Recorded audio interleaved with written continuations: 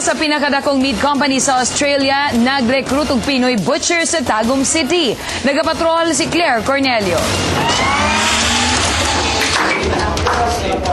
Determinadong makapasar sa agility test si Mark Joel Aquino, taga Tagum City. Usa siya sa kapindusyentos ka mga butchers nga ni-apply sa Taste Australia, usa ka pinakadakong meat company sa Australia.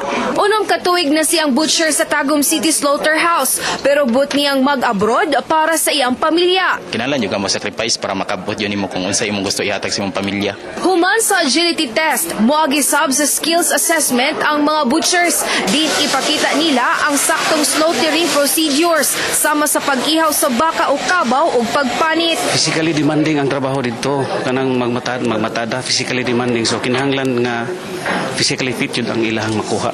Isa na siya sa ilahang striktong nga requirement.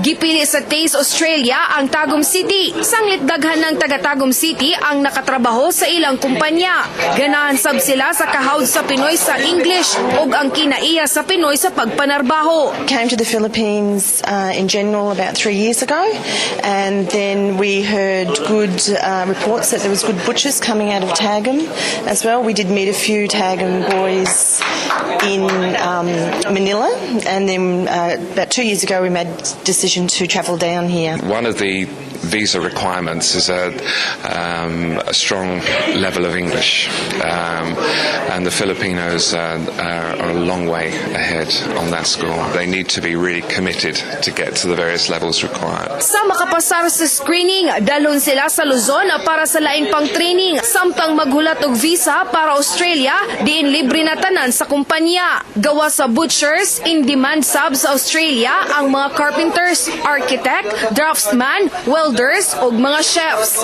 Claire Cornelio, ABS-CBN News.